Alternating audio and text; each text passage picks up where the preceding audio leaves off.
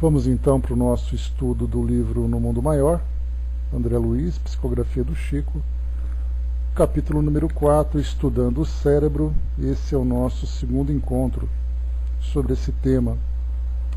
André Luiz tem então aprendido com Calderaro, seu instrutor, a respeito do cérebro, da sua estrutura fisiológica, como também a sua estrutura perispiritual. Nós vimos no início desse capítulo que André Luiz analisava um indivíduo que se encontrava internado e ele passava então por um processo, sofria um processo de obsessão, e era analisado então toda a alteração que existia no cérebro em virtude não apenas da culpa que ele trazia de existência anterior, como também da interferência desse obsessor. Foram analisados então a parte neurológica. Bom dia, Nancy. Foi analisado também a parte de evolução, em que nós tivemos Calderaro explicando para André Luiz uma trajetória evolutiva dos seres vivos desde o início, lá no ambiente aquoso, até chegar na condição aminal. E aqui nós paramos no nosso último encontro falando um pouquinho sobre a memória, e é sobre isso que a gente vai retomar, nesse ponto que a gente vai retomar, só para poder contextualizar aqui a nossa análise. Então, na página número 54 foi onde nós paramos. Aqui na 52, num longo parágrafo com explicações para André Luiz, que ele acaba perguntando, falando sobre aqui, deixa eu pegar só um pouquinho.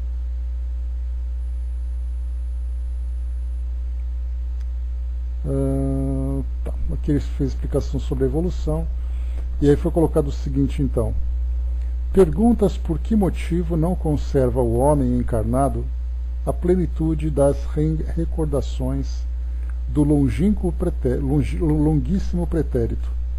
Isso é natural, em virtude da tão grande ascendência do corpo perispiritual sobre o mecanismo fisiológico.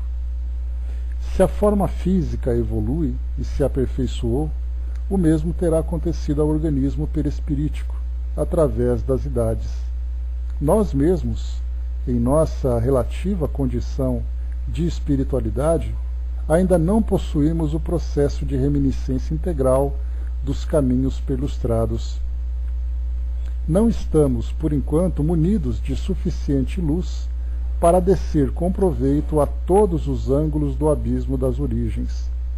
Tal faculdade só mais tarde a adquiriremos quando nossa alma estiver acoimada de todo e qualquer resquício de sombra. Então, o que Calderaro explica é que não é possível ainda na nossa condição evolutiva alcançarmos todas as lembranças do nosso passado, desde dos primórdios da nossa existência na condição hominal. Isso porque, pela nossa própria constituição espiritual, e também porque nós não temos ainda a capacidade de lidar com essa visão, com essas lembranças. Por isso ele coloca para nós não estamos ainda munidos de luz para descer com proveito a todos os ângulos do abismo das origens. Comparando, entretanto, a nossa situação com o estado menos lúcido de nossos irmãos encarnados, importa não nos esqueçamos que os nervos, o córtex motor e os lobos frontais, que ora examinamos, constituem apenas regulares pontos de contato entre a organização perispiritual e o aparelho físico, indispensáveis, uma e outro, ao trabalho de enriquecimento e de crescimento do ser eterno. Em linguagem mais simples, são respiradouros dos impulsos, existências e noções elevadas da personalidade real que não se extingue no túmulo e que não suportariam a carga de uma dupla vista. Em razão disso, e atendendo aos deveres impostos à consciência de vigília para os serviços de cada dia, desempenham função amortecedora. São quebra-nozes, atuando beneficamente para que a alma encarnada trabalha e evolva. Além disso, nascimento e morte na esfera carnal, para a generalidade das criaturas, são choques biológicos imprescindíveis à renovação. Então vimos choques biológicos, o nascer e o morrer, necessários ainda para a nossa evolução. Não compreendemos ainda, com uma forma clara, que tipo de benefício essa experiência do nascer e morrer traz para nós. Nós entendemos da reencarnação, mas o processo de chegada e partida para nós ainda não fica claro. Em verdade, não há total esquecimento na crosta terrestre, nem restauração imediata da memória nas províncias da existência, que se seguem naturais ao campo da atividade física. Todos os homens conservam tendências e faculdades que quase equivalem à efetiva lembrança do passado, e nem todos, ao atravessarem o sepulcro, podem readquirir repentinamente o patrimônio das suas reminiscências.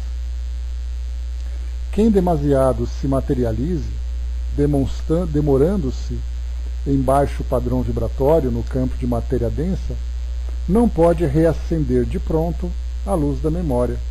Dependerá tempo de desfazer-se dos pesados envoltórios a que inadvertidamente se prendeu. Dentro da luta humana também é indispensável que os neurônios se façam de luvas mais ou menos espessas, a fim de que o fluxo das recordações não modere o esforço edificante da alma encarnada, empenhada em nobres objetivos de evolução ou resgate, aprimoramento ou ministério sublime. Importa reconhecer, porém, que a nossa mente aqui age no organismo perispirítico com poderes muito mais extensos, mercê da singular natureza e elasticidade da matéria que presentemente nos define a forma. Isto, contudo, em nossos círculos de ação, não nos evita as manifestações grosseiras, as quedas lastimáveis, as doenças complexas, porque a mente, o senhor do corpo, mesmo aqui, é acessível ao vício, ao relaxamento e às paixões arruinantes. Então, como vimos aqui anteriormente, estando aqui no mundo físico, o homem, embora ele não tenha uma lembrança clara daquilo que ele viveu anteriormente, em suas anteriores existências, ele sofre o efeito das tendências, das impressões que essas experiências deixaram. Então é um medo, é uma fraqueza, é um vício, é uma virtude, acaba se manifestando em seu comportamento, embora ele não se lembre como tudo isso começou, qual foi a causa de tudo isso, seja positiva ou seja negativa. E também lembra aqui que o cérebro, quanto mais ele fica impregnado com as impressões do mundo material, maior dificuldade ele vai ter quando chegar no mundo espiritual de se libertar dessas impressões. Então, para nós isso já fica bastante claro.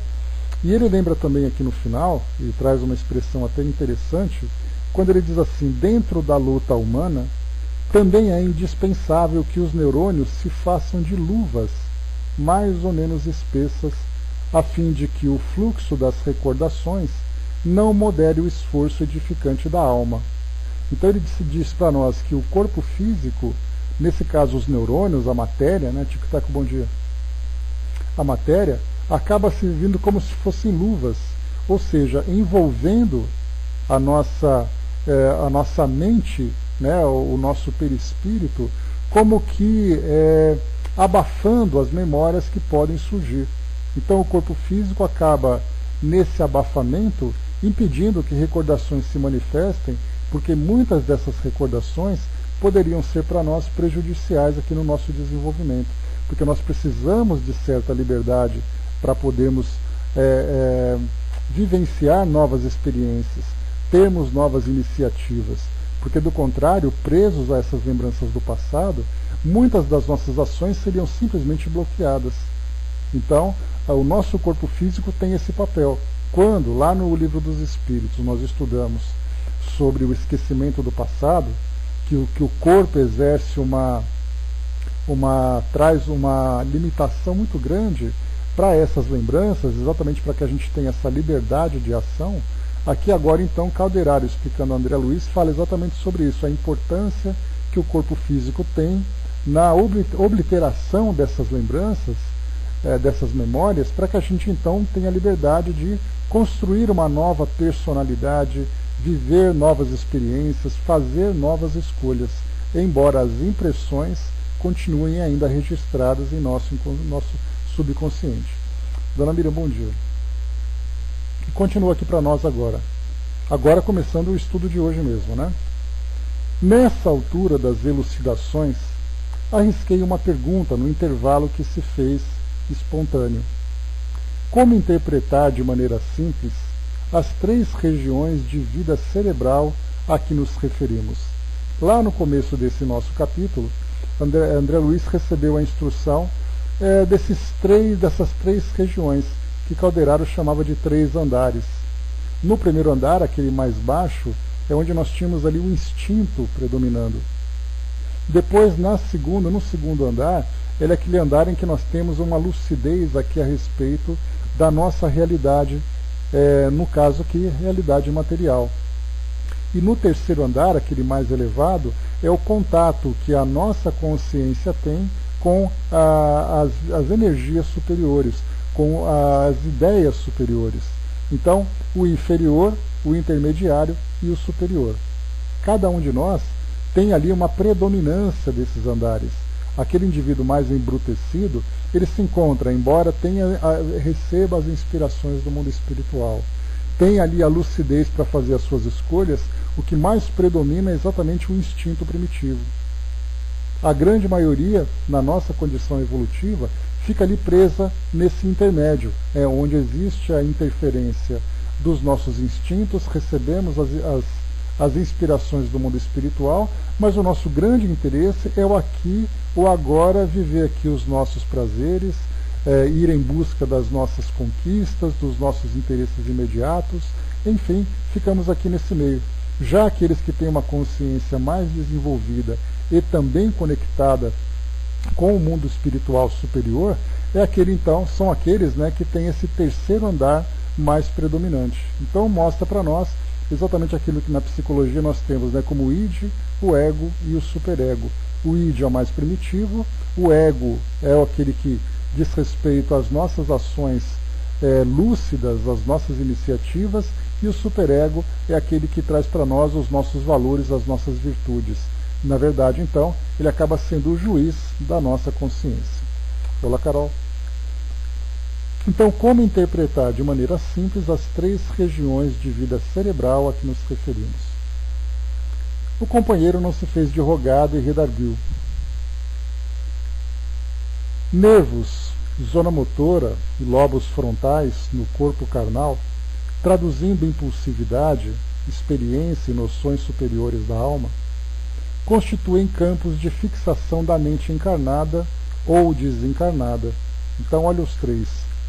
Impulsividade, primeiro andar. Experiência, segundo andar.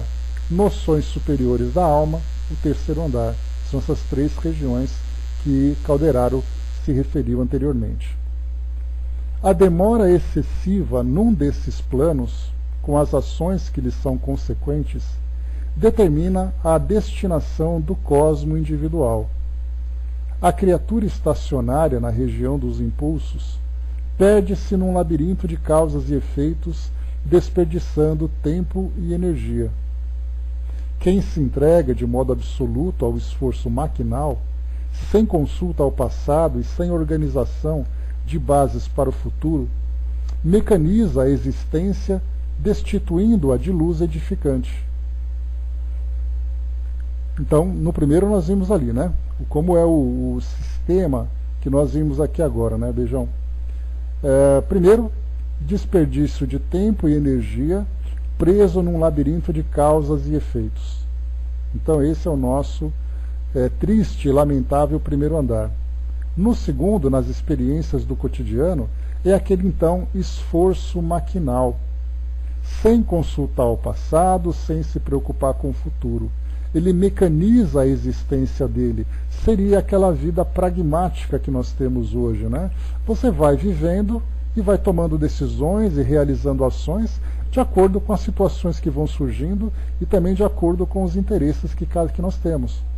O meu interesse é fazer o meu trabalho, aí então nós entramos naquele pensamento, os fins justificam os meios. Se eu tenho pelo menos valores mais desenvolvidos, eu vou então escolher caminhos um pouco mais nobres para alcançar aquele meu objetivo. Se eu não tenho essas virtudes desenvolvidas, eu faço qualquer coisa para alcançar aquilo que eu quero.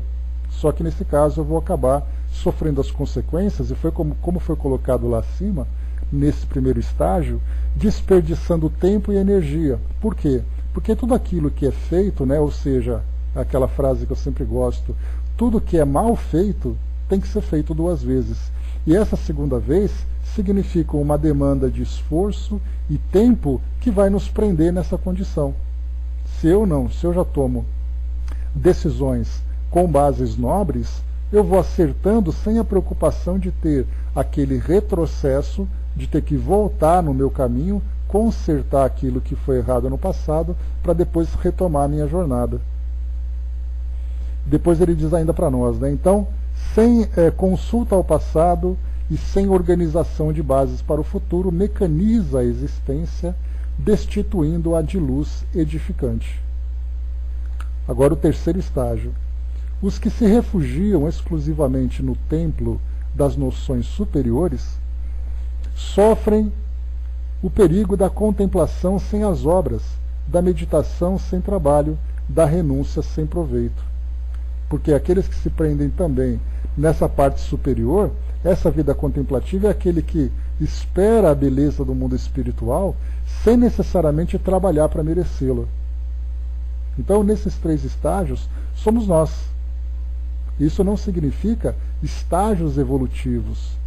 Significa, né, aquilo que mais predomina na nossa consciência. Eu posso olhar para o mundo espiritual, ser uma pessoa muito religiosa, sem necessariamente viver essa realidade.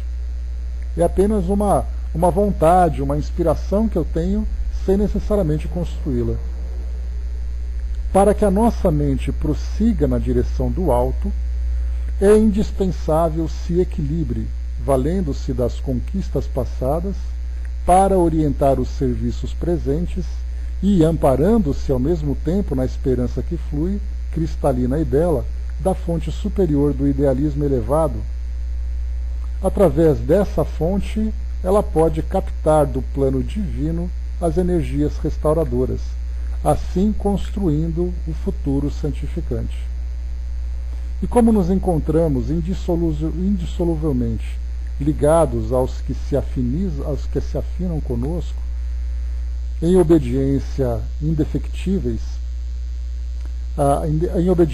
a indefectíveis desígnios universais, quando nos desequilibramos pelo excesso de fixação mental num dos mencionados setores, entramos em contato com as inteligências encarnadas ou desencarnadas em condições análogas às nossas.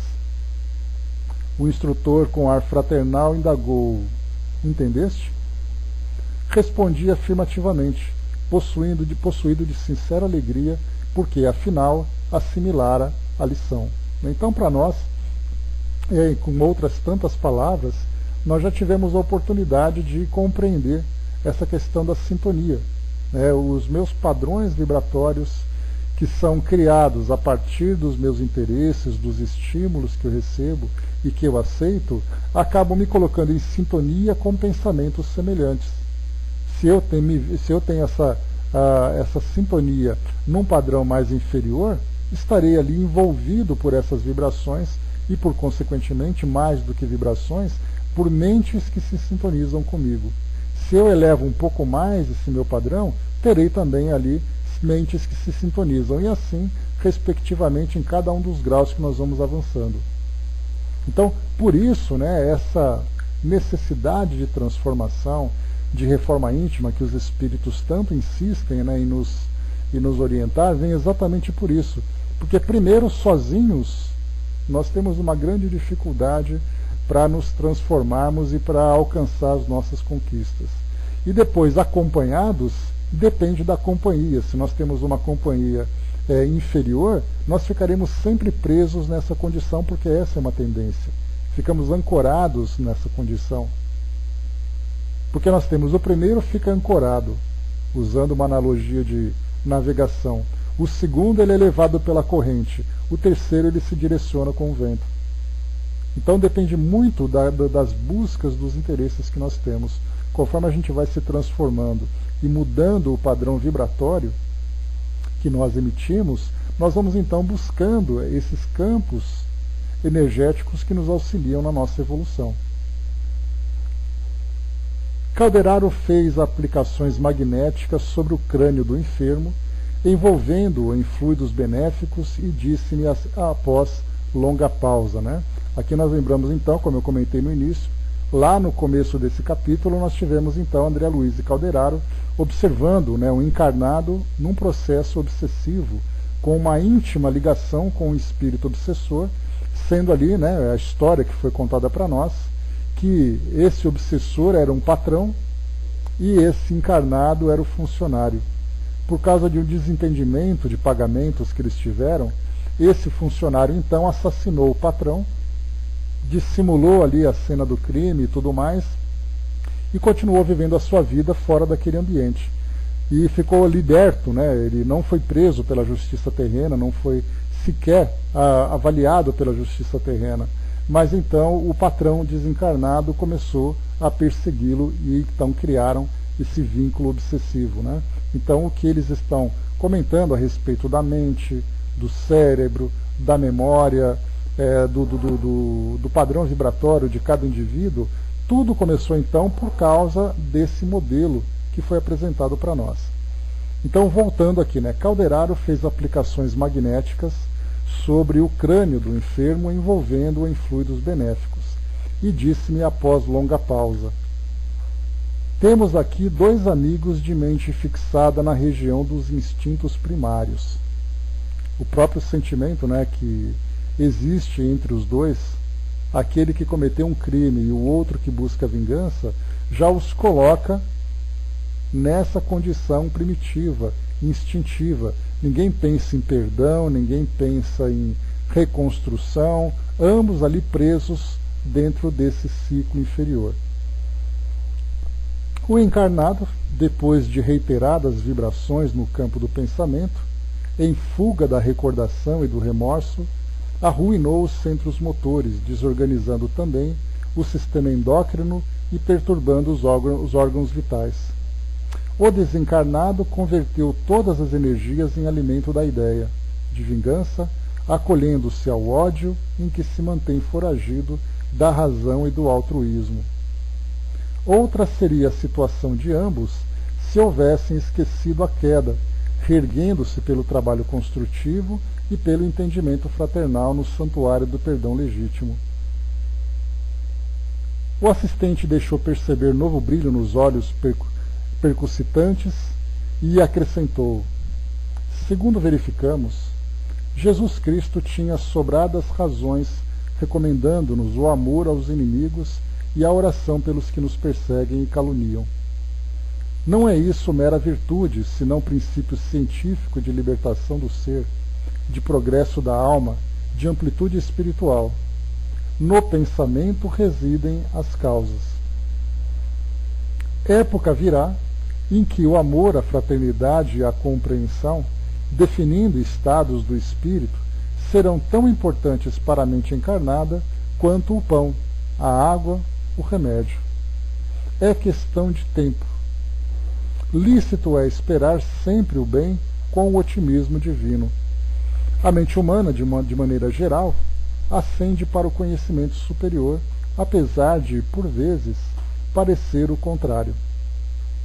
Aqui, então, essa expectativa de Calderaro, de que dia virá, né, em que tudo será diferente, é uma época que vem se aproximando cada vez mais de nós.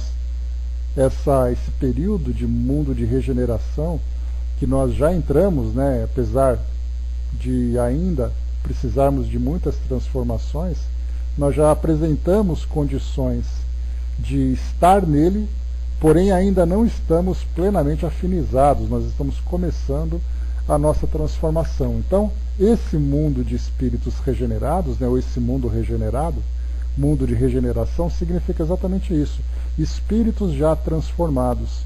Essa transformação significa que o passado já foi resolvido e agora nós temos o futuro aberto para todas as nossas iniciativas e construções. Mas ainda temos muitos débitos, né? Então, os débitos, para a grande maioria, são aqueles que são de solução fácil. Ou seja, basta a transformação, a mudança de pensamento, a mudança de sentimento, um trabalho de reconciliação. Muitos outros ainda trazem muitos débitos no passado, em que há necessidade de um trabalho ainda a longo prazo, muitas vezes até, que não é realizado, né, não sendo realizado aqui no nosso mundo. Esses espíritos terão que buscar um ambiente com os quais um ambiente com o qual eles se afinizam, ou eles se afinizam, para reconstruírem ali a sua história. Então nós estamos em condições. Cabe agora a nós, né, começarmos a agir com maior velocidade, com maior intensidade, buscando realmente essas novas conquistas.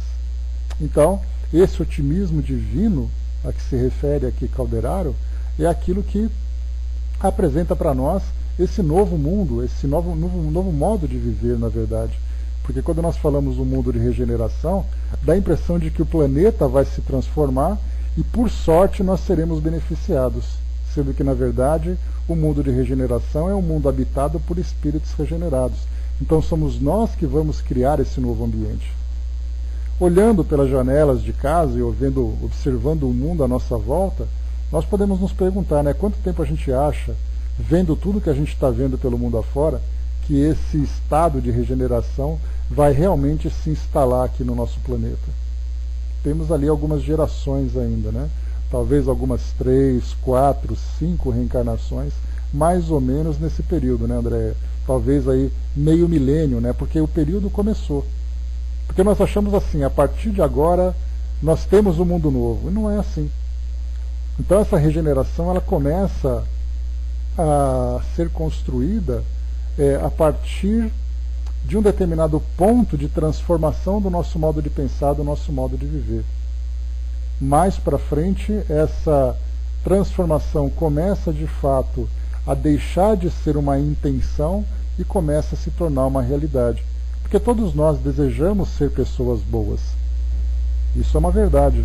Mas quantos de nós trabalhamos de fato para sermos pessoas boas? Então, como diz o ditado popular, que de boas intenções o inferno está cheio, então não significa apenas desejar, é necessário realizar. Mas o desejo já é um passo importante. Começa com essa vontade, quer dizer, eu tenho uma inspiração, eu tenho uma aspiração. Eu desejo alcançar tal coisa, eu tenho o sonho de fazer tal coisa. É o primeiro passo. Porque nós vivemos num tempo, todos nós juntos, né, em que nós não sabíamos nem para onde ir. Nós simplesmente vivíamos instintivamente aquilo que o mundo oferecia.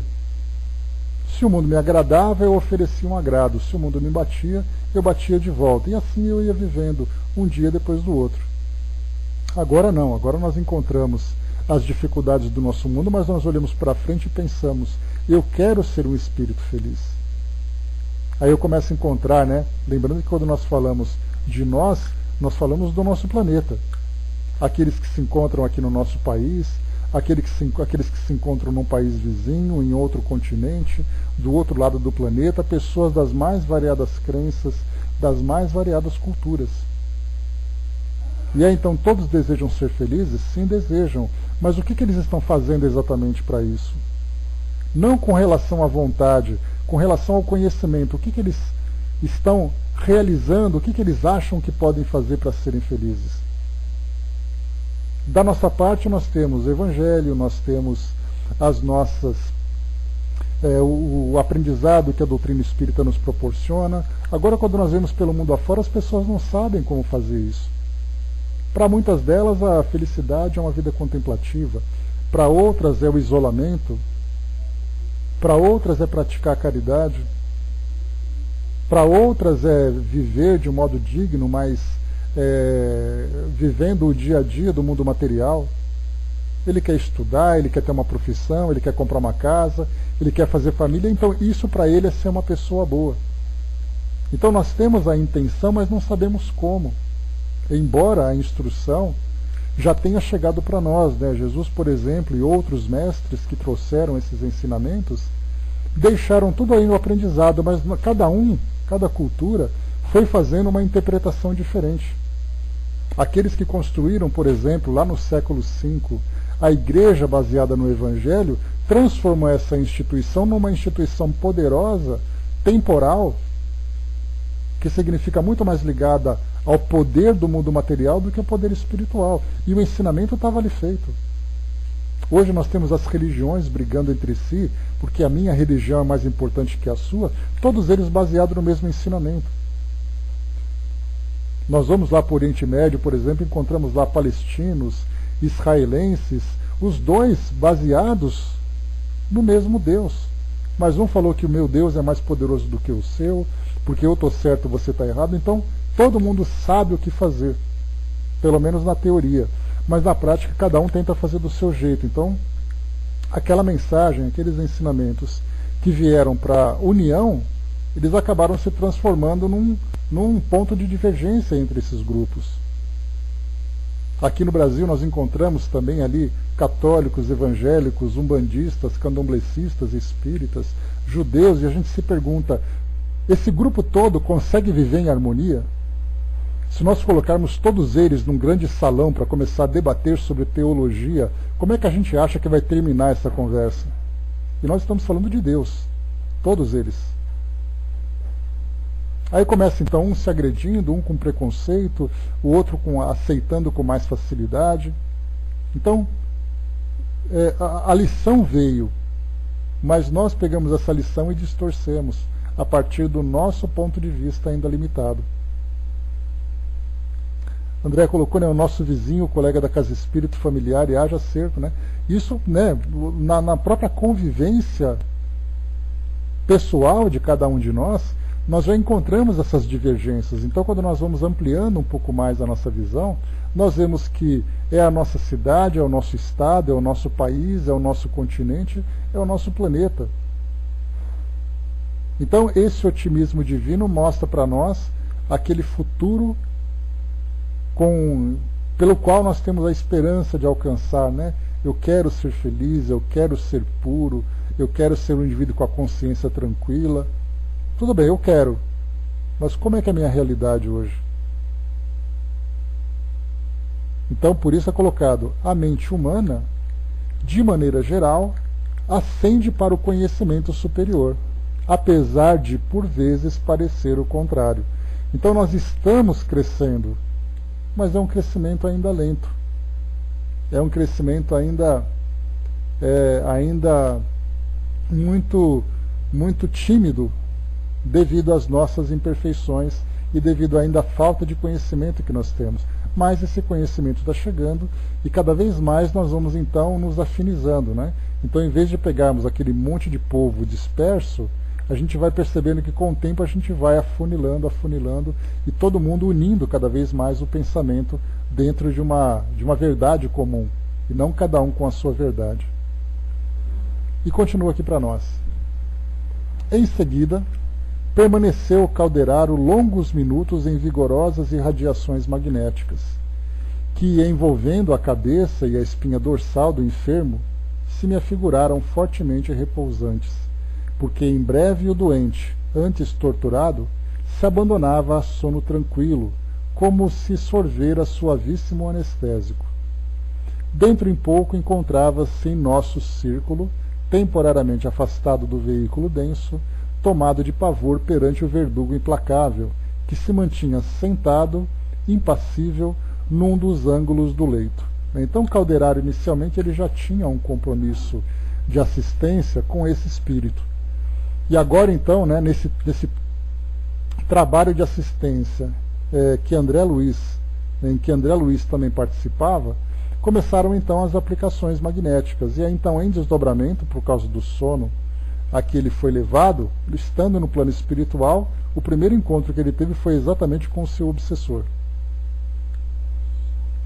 Verifiquei que o enfermo não nos notava a presença, qual acontecia com o algoz em muda expectativa. contava como certo que o assistente os cumulasse de longas doutrinações.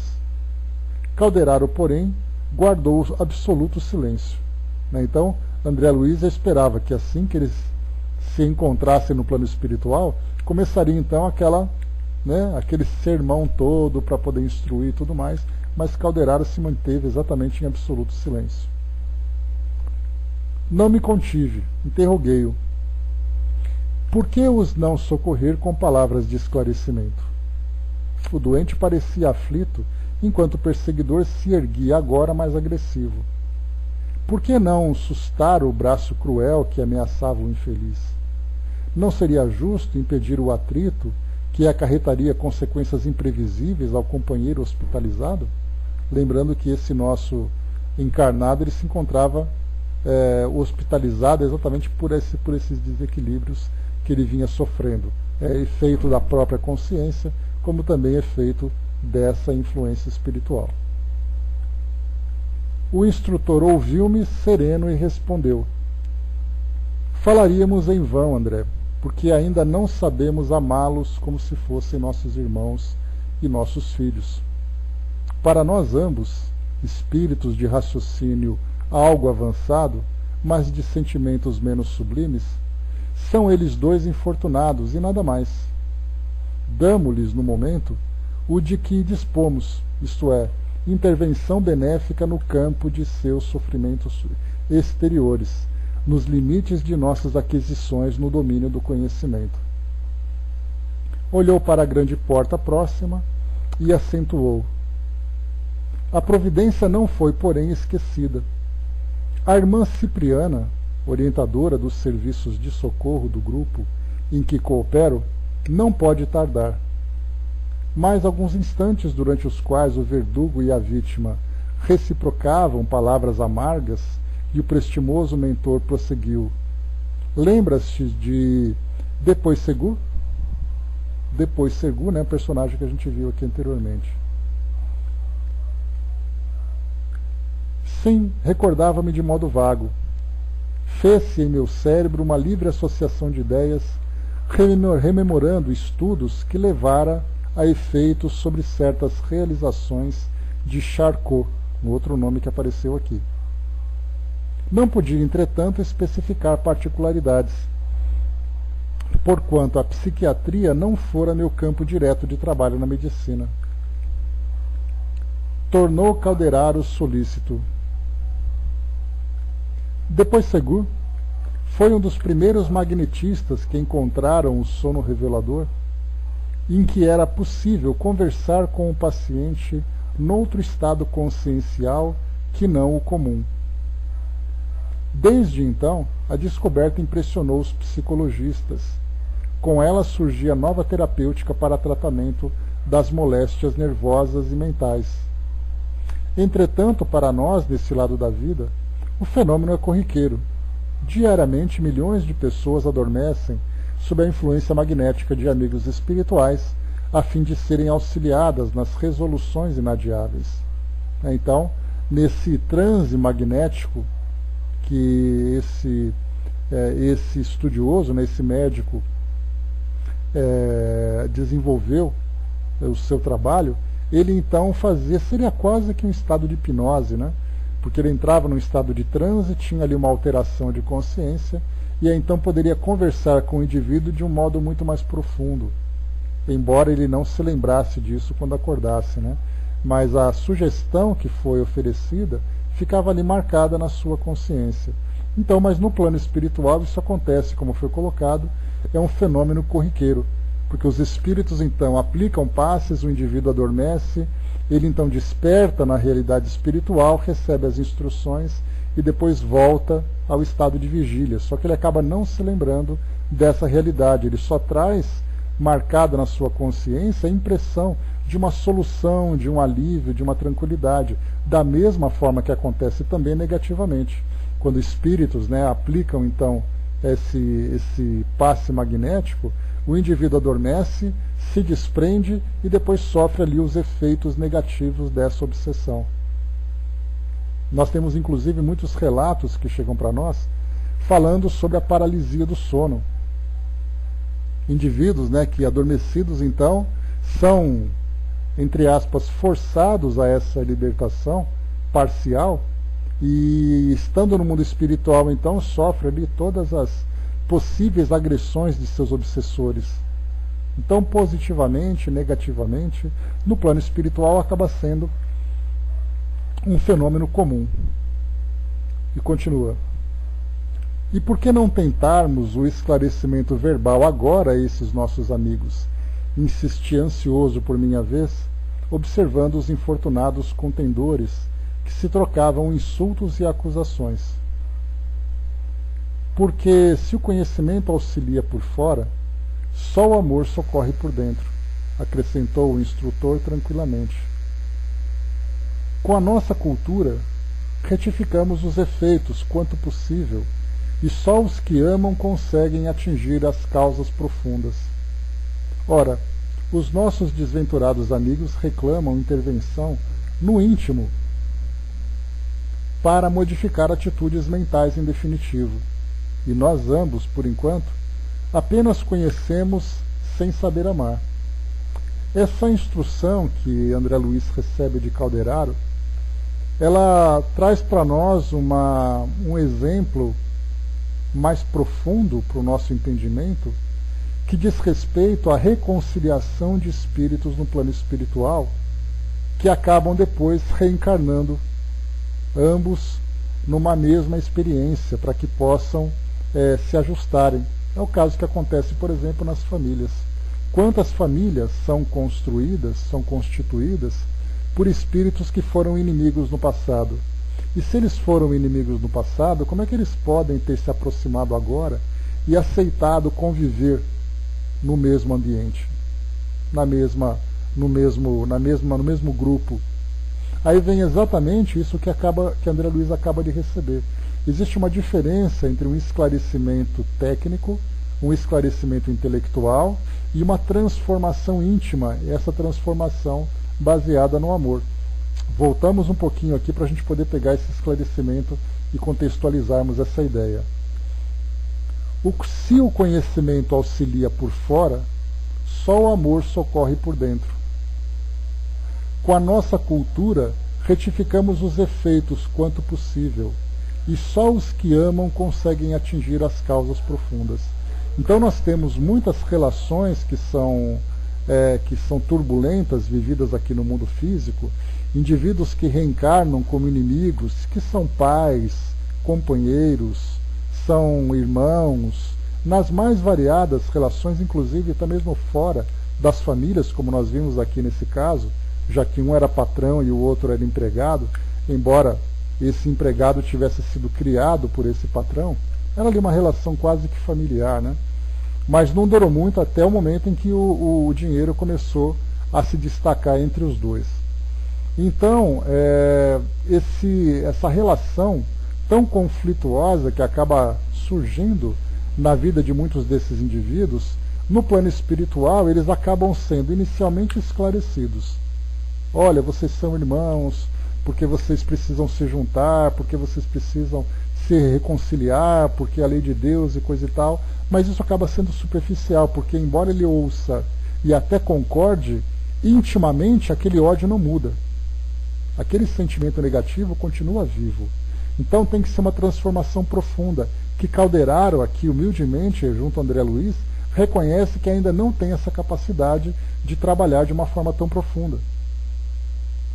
Então, por isso, para falar alguma coisa sem tanto efeito, já que não é ouvindo alguma coisa que eles vão se modificar, mas é um trabalho mais profundo, então ele preferiu ficar em silêncio. Então dá para a gente imaginar o trabalho, como eu falo para vocês sempre, que no plano espiritual existe uma legião de psicólogos, espíritos com essa capacidade de estudar e de trabalhar a alma, a mente de cada indivíduo, as suas emoções, as suas ideias, né? Então isso é um trabalho feito com profundidade, para levar o indivíduo a reconhecer o erro, levá-lo ao arrependimento, o outro a ser levado a perdoar. Isso não é algo que palavras simplesmente realizem. E isso é a dificuldade que nós encontramos, inclusive, nos trabalhos que são feitos hoje, dentro do atendimento fraterno, ou então até mesmo dentro de aconselhamento religioso ou mesmo psicológico no nosso mundo hoje. Então aqueles que são os orientadores falam, olha, você precisa fazer isso, porque é perdoar, mas se você não tiver a palavra certa, no tom certo, para fazer com que aquele indivíduo sinta de fato a necessidade de transformação, são apenas palavras que são ditas apesar da boa vontade.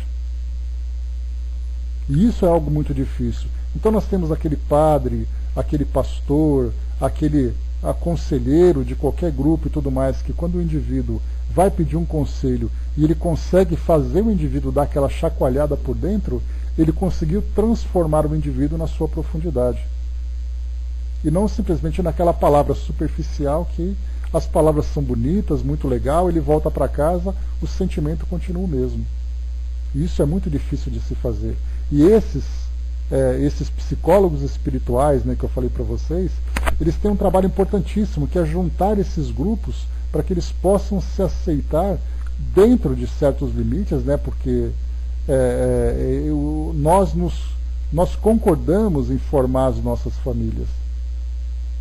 Hoje nós não temos mais, pelo menos assim genericamente, aquelas reencarnações compulsórias onde dois indivíduos são encarcerados numa mesma família. Então nós aceitamos, tudo bem, vamos tentar, vamos ver se dá certo, eu entendo que eu errei no passado, eu te perdoo também, mas aquele sentimento ainda continua um pouco vivo. E aí então somente encarnação após encarnação, isso tudo vai se transformando. É algo realmente aqui muito interessante essa passagem, que nós vimos que saiu de um indivíduo que estava sendo obsediado por outro, ambos se odiando, e nós trazemos isso para todas as experiências formadas dentro de um círculo familiar. A Nancy colocou, né, será que as pessoas que tomam remédios psicotrópicos, que ficam muito sonolentos e dormem muito, eles são usados durante o sono pelos obsessores? Nancy, o que nós já vimos nos relatos dessas experiências de emancipação é que muitas vezes o corpo físico e as substâncias que nós ingerimos acabam alterando também a consciência do indivíduo. Então, por exemplo, o indivíduo que está alcoolizado, o indivíduo que está drogado por drogas ilícitas, ou mesmo sob o efeito de medicamentos, ele acaba, nesse momento de emancipação, também vivendo esse mesmo torpor. Mas sim, já li relatos, né, de que espíritos se aproveitam mesmo desse torpor para provocar verdadeira tortura em muitos indivíduos que são obsediados. Mas é pelo prazer de torturar, pelo prazer de judiar. Porque o indivíduo está tão grogue, muitas vezes, que nem percebe o que está acontecendo à sua volta, mas que de fato acontece. Muitos indivíduos, até mesmo pelo simples efeito do sono, já sofrem isso. Nós já até lemos aqui com André Luiz, que indivíduos que eram levados, até mesmo no começo aqui desse nosso livro, do No Mundo Maior, lá no primeiro capítulo, André Luiz participava de uma reunião onde Eusébio, que era um instrutor espiritual, estava ali fazendo uma grande reunião com muitos desencarnados em desdobramento. Eles eram levados para esse trabalho, aqueles indivíduos mais espiritualizados e tudo mais, para receberem instruções sobre o compromisso que eles tinham aqui no mundo físico. E alguns desses encarnados estavam ali, vamos dizer entre aspas, né, de corpo presente, mas a consciência não estava tão lúcida assim. Exatamente por causa do efeito do sono físico sobre o espírito. Então as substâncias que nós utilizamos aqui no mundo alteram a nossa consciência. E no plano espiritual isso se estende. Basta lembrar, no caso de uma cirurgia, por exemplo, alguém que sofre, que recebe uma anestesia geral, que acaba ficando inconsciente fisicamente, ele fica inconsciente também espiritualmente. Exatamente pela ligação que existe entre perispírito e corpo físico e o efeito de uma substância do corpo físico transferindo essas impressões para o corpo perispiritual. Agora, o obsessor ele vai aproveitar todas as oportunidades para fazer com que o indivíduo sofra tanto quanto possível. Alguns, sob o efeito dessas medicações, no plano espiritual despertam, ainda que seja de uma forma um pouco entorpecida. Outros sequer despertam. Outros despertam de uma forma mais lúcida. Então, tanto para o bem, tanto para o mal, esse efeito de emancipação deixando o indivíduo com essa alteração por causa da substância é algo comum que acontece. Agora, o que é possível para, no caso de um obsessor, fazer com aquele indivíduo, aí depende muito do estado que ele está. Mas que é possível, sim, é possível, e que também há essa influência. Tá? Vamos lá, continuando.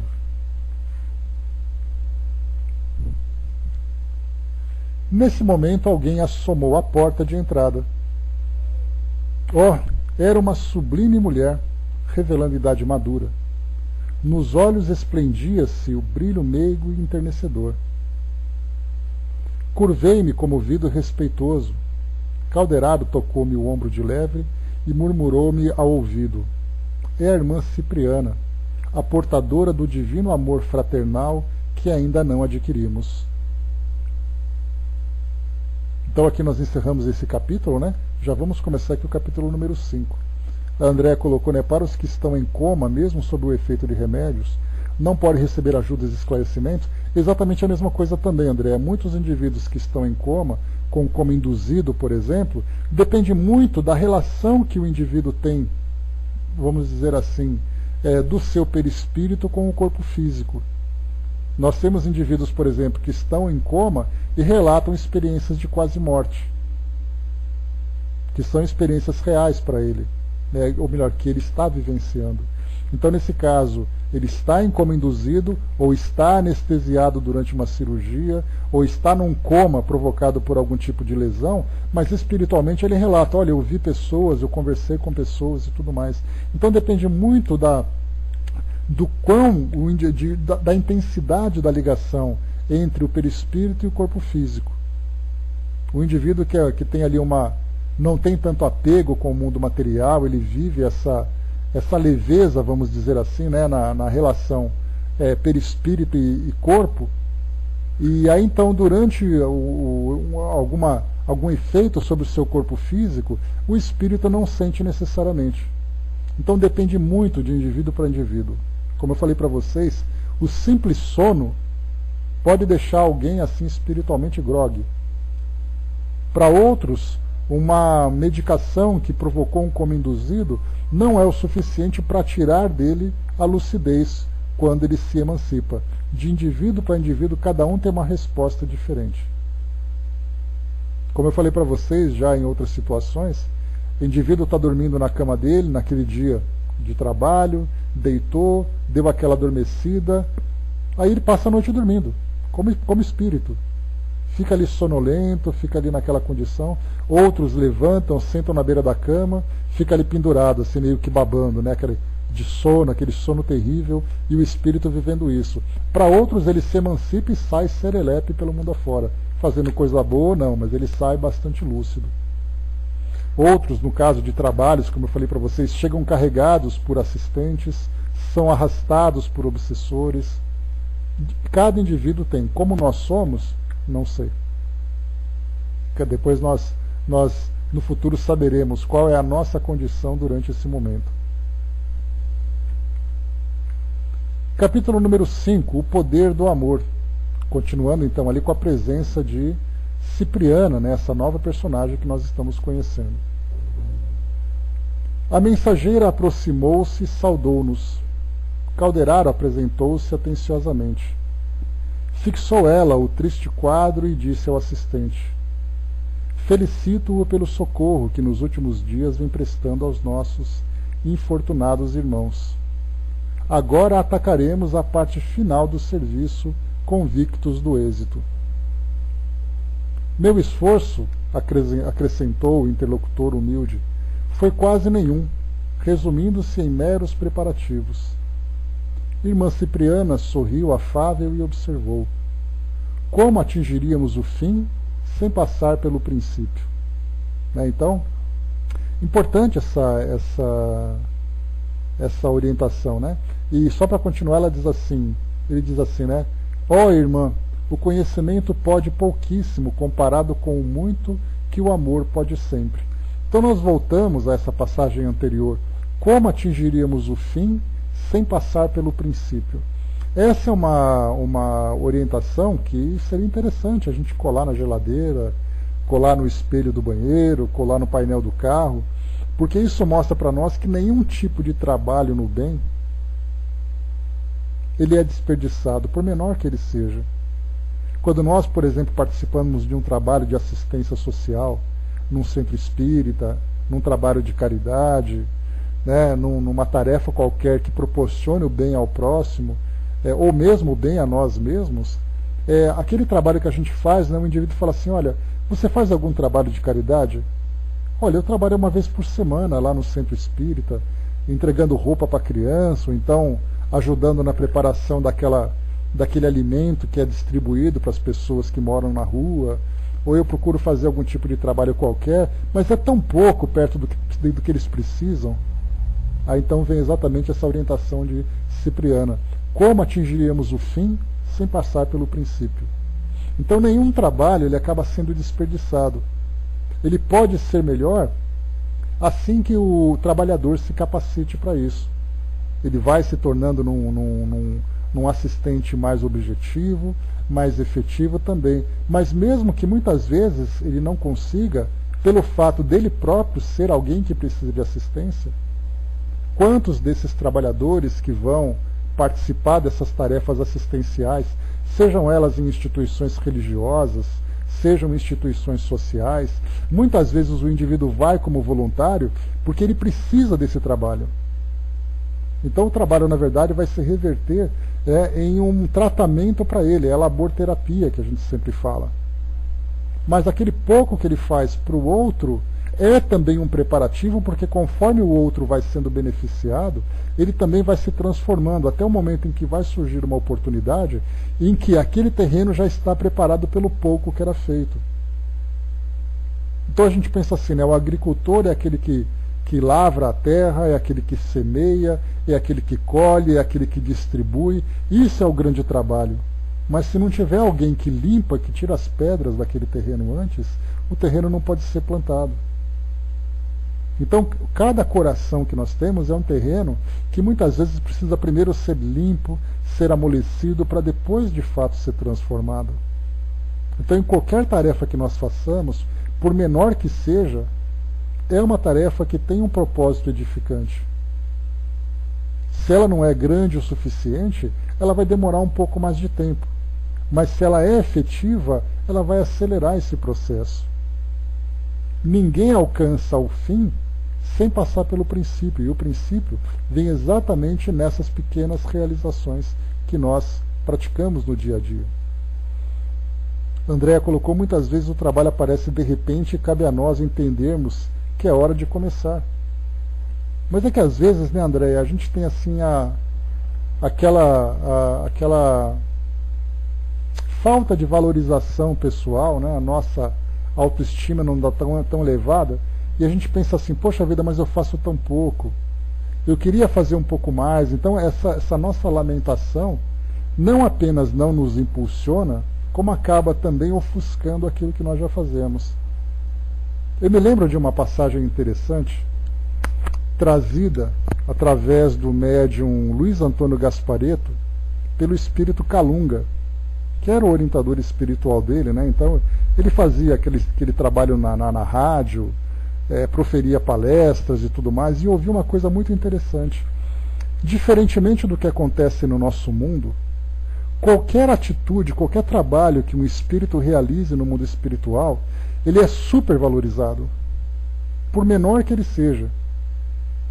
Então ele trouxe até o exemplo, né? Se aquele espírito, o trabalho dele é ficar dobrando ponta de lençol no plano espiritual, cada vez que eles observarem o trabalho, eles vão elogiar demais. Como você dobrou bem esse lençol.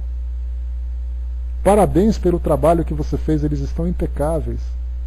Então, por menor que seja o trabalho, sempre nós temos uma visão positiva, uma visão estimulante, nós sempre vamos fazer com que todos se desenvolvam. Aqui no nosso mundo é o contrário, pelo fato de nós termos ainda um egoísmo predominante e um espírito de competitividade ainda muito vivo, nós sempre achamos que o trabalho do outro é pior do que o nosso. Então a gente procura sempre destruir. Ou você olha com indiferença, você não elogia, a crítica é sempre a primeira a aparecer. E isso vai fazendo com que nós nos minemos constantemente, porque nós estamos o tempo todo nos derrubando, fazendo com que o outro tropece. No plano espiritual é diferente. Lá o objetivo é fazer com que o indivíduo cresça cada vez mais. Aqui nós queremos crescer em detrimento do semelhante. Lá todos crescem. Nesses grupos de espíritos já esclarecidos, nenhum espírito pode ser feliz ao lado de alguém que está infeliz. Ele precisa ajudar o outro para que ele se sinta valorizado, para que ele cresça, para que ele também se desenvolva. Aqui não. Aqui é assim, ó, eu quero ser feliz, você é problema seu. Eu quero buscar a minha salvação, eu quero buscar o meu paraíso. Se você ficar para trás, é problema seu. Como que um espírito desenvolvido vai conseguir pensar dessa forma?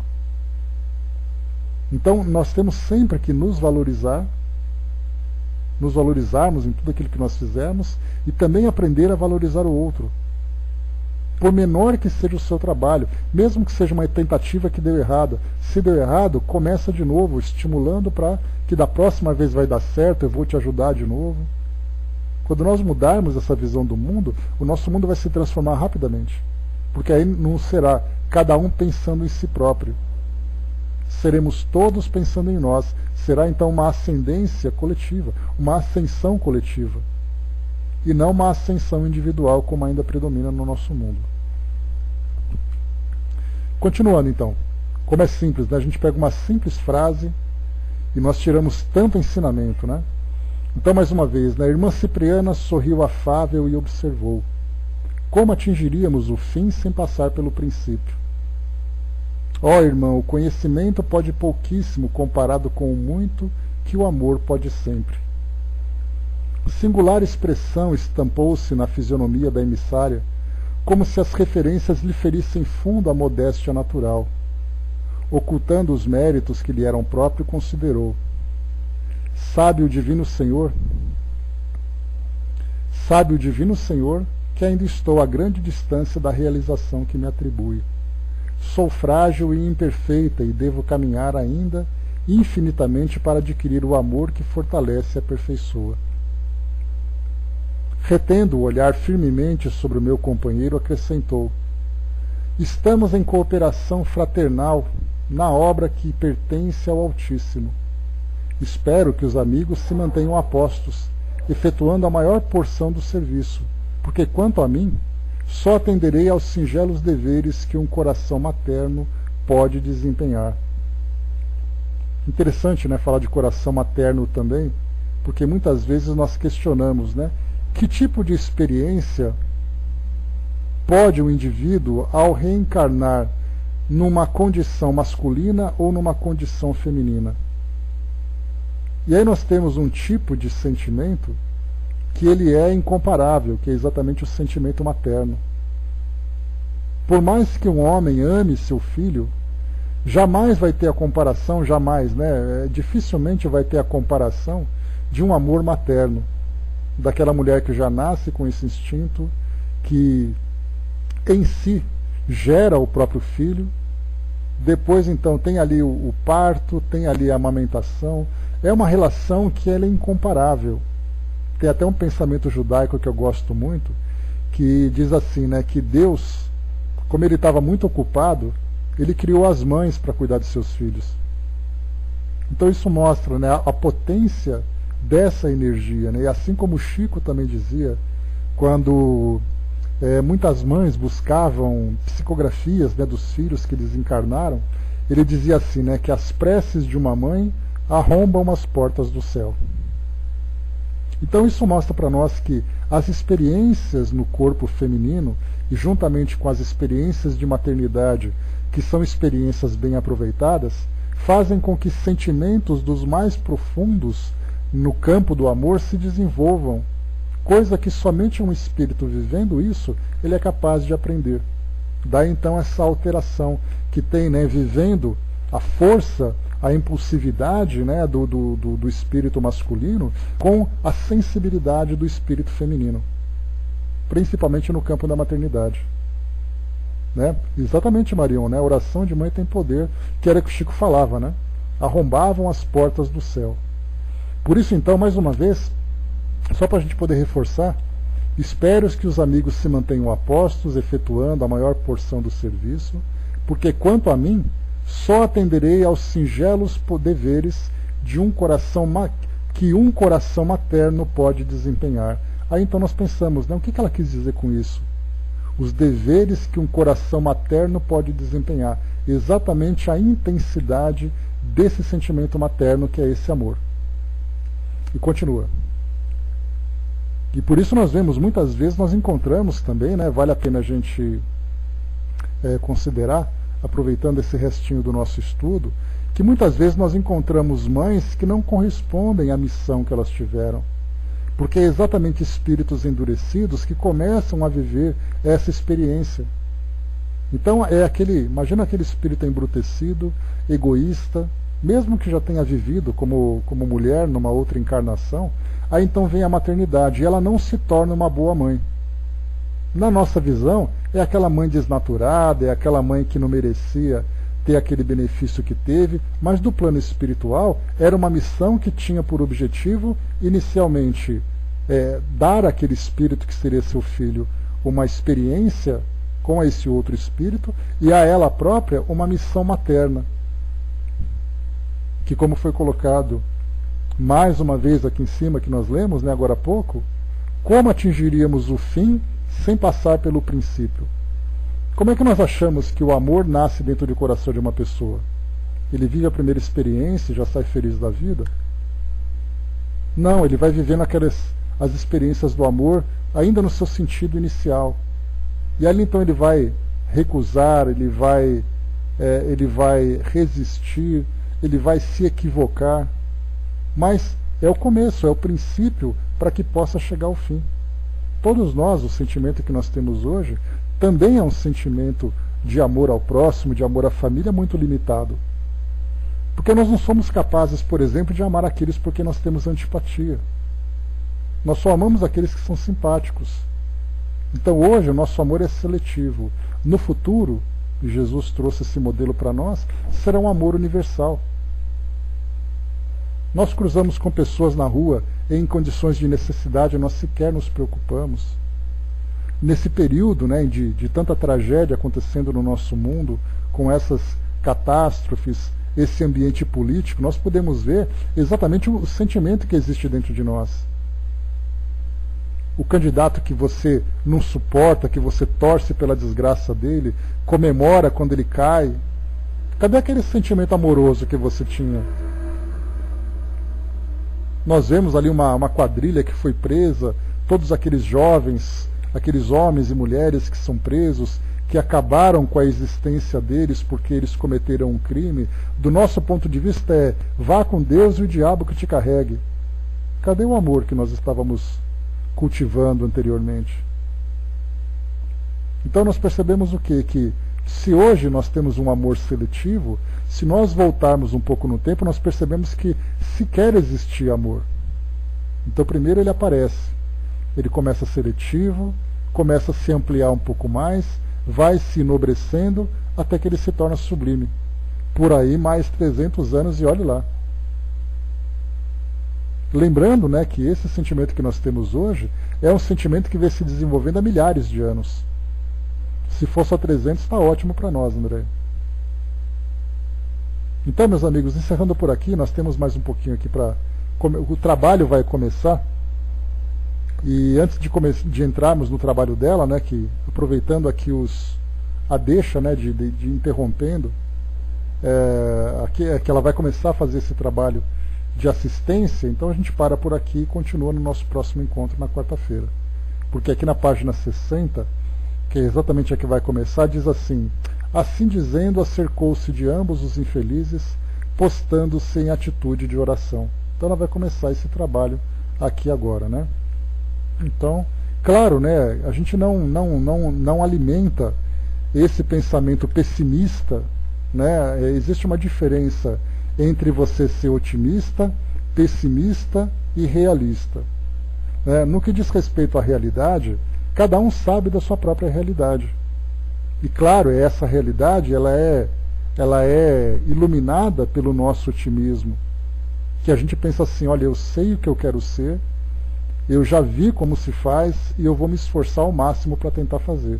Então desses 300 pode cair para 200, pode cair para 100. A gente está fazendo o nosso trabalho. Nós vemos ainda, né, a nossa sociedade ainda bastante endurecida, bastante equivocada nas suas escolhas, com essas diferenças sociais, com esses conflitos baseados no orgulho, no egoísmo e na ganância. Vemos ali a individualidade ainda muito presente nos corações, em nossos corações, né? Então, nós já conseguimos detectar muito daquilo que impede a nossa evolução, o nosso desenvolvimento e até mesmo a melhoria do nosso mundo. Já é o primeiro passo. O resto agora é aquele trabalho efetivo. Se nós fizermos aquele pequeno trabalho, ainda que seja aquele trabalho inicial, para que o fim depois se instale, já é alguma coisa. Mas a gente tem ainda muito a oferecer na nossa participação de assistência para esse trabalho de transformação que Jesus começou há 2000 anos. O trabalho começou há 2000 anos. Nós estamos agora com o mundo um pouco melhor, com o mundo já com muitas conquistas, mas ainda há muito a se conquistar. E agora o trabalho é nosso, né? Não somos os trabalhadores da última hora, não somos os braços e as mãos dos nossos amigos espirituais. Então, fortaleçamos os nossos braços e deixemos as nossas mãos cada vez mais habilidosas, né? E a nossa mente cada vez mais esclarecida.